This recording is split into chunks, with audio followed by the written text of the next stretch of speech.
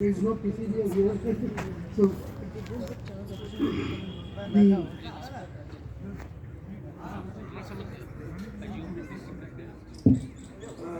the theme of the paper I am presenting seems very difficult or very serious, but it is not. As I speak, you will understand that these are the things which we encounter in everyday life. You will also be able to find out instances from your own life and circumstances. Now, this is about constant and variance in the language and literature. So, I'll begin. 20 minutes? Language and literature are vast subjects which cannot be quantified even in this digital age. When one click shows up immense information, options, and possibilities. Ever since seemingly irrelevant human sounds evolved into meaningful words, followed by society developing its own language, emotions and sentiments of civilized life have played crucial role in literature. Human emotions, thus, are timeless in literature of any language or region. Mindsets created by society may change over time, but basic tenets would remain same all the time.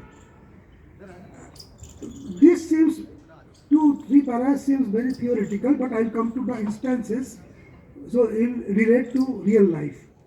Literature anchored to accepted societal norms would be valid or relevant for all places, transcending all times and continents.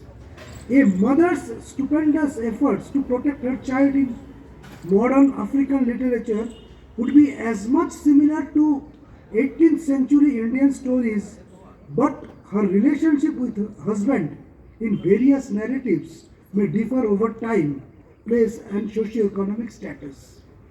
In a story written about 80 years ago, a boy in a posh locality of Kolkata was worried about the forthcoming visit of his cousin from the suburbs for a few days of summer vacation. The wealthy urban boy was planning to hide all his expensive items and toys much before his poorer cousin arrived to spend some quality time in Kolkata. But the host thought it to be intrusion into his privacy and embarrassment before his local friends. Such mindset may must Such mindset must be prevailing among children in well-off families even now at all places, Jalandhar to Jolarpet or Jorhat to Jamnagar. The mindset described above was part of a story written 80 years back, but I read it in an anthology just about a decade back. Regarding influence of contemporary mindsets on literature, I can narrate an incident that happened nearly 105 years ago. 105 years ago, in a village in eastern India, which became another country in 1947 and transformed into yet another nation in 1971. The youngest son of a filthy rich landlord drifted into bad company and needed money for his liquor, drugs, and other related fun activities. When short of funds for his wayward habits, he stole some expensive artifacts from his house and sold them off. Following one such theft of a big nature, the police had to be called in. Though everyone in the family and village knew that the theft was handiwork of the wayward youngest son of the landlord, the police were told that the needle of suspicion was obviously on the domestic help, the most obvious prime suspect in such situations. A quick trial brought jail term for him. The lawyer who defended the domestic help quit his legal profession just then and there after the verdict was pronounced. Such stories would be found all over India even during present days and thus would always remain part of popular literature all the times in all the places. But then there could be honorable exceptions too.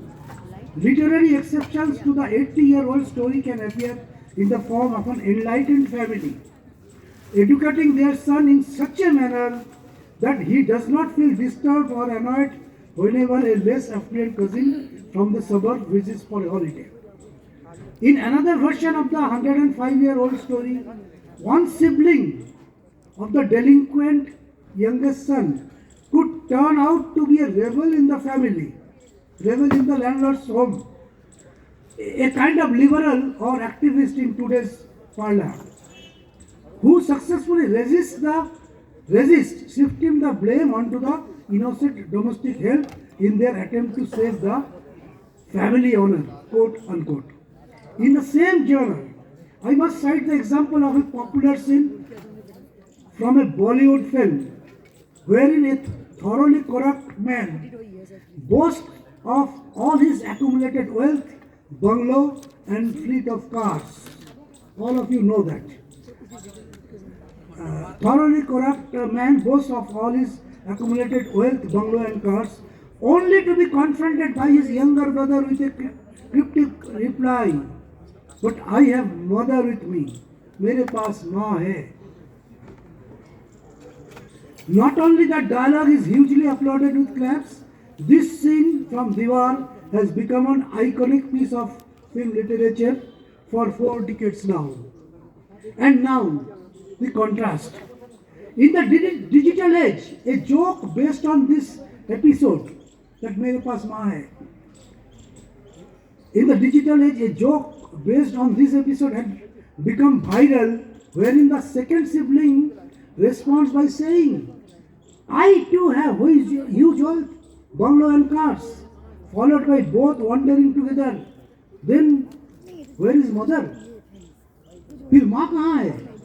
The answer is obviously old age home. It may be a digital joke going viral, but imagine if a screenplay writer today, there was a screenplay writer here. If a screenplay writer today or an author now writes on such a theme, will it not be dangerously close to present day reality? Then some writers belonging to the digital generation may come out with stories defending the concept of financing mother in old age home as the most sensible, quote unquote, thing for the siblings to do for furtherance of their own career growth. These things have already started coming in literature. Reports from several regions of the country already talk about high-end old age homes receiving foreign exchange directly from NRI children who have no time or inclination for their parents. Literature in many languages now have such stories in plenty. Thus, in a span of half a century, maternal sentiments have been compromised in literature with the entry of huge cash flow from children, but without personal care. Unfortunate, but true. Digital age can change not only the thematic content of literature, but it has also given new meanings and context to previously existing words. Curious to know about the job profile of the prospective suitable boy, parents of a girl were jokingly told, "He sells apple," about the prospective suitable boy. What does he do? He sells apple. As the elderly parents wondered why a computer engineer with an MBA degree should sell apples for a livelihood, the matchmaker completed the joke by saying, "That too after taking a bite." The elderly couple took some time to understand, but the younger digital generation people knew instantly that the boy was into marketing of a particular brand of electronic items. This joke would have been irrelevant some 4 decades ago. Similarly, for the digital generation, Googled is an accepted word for searched. It may soon find place in printed literature, if at all it is not already there. Some 2 decades back, a reporter had coined the word unarrestable, unarrestable, to describe a high caste real estate dealer close to the ruling party in that state. He had shot dead, the real estate dealer had shot dead his son, his eldest son, who insisted on a prime piece of family land for himself.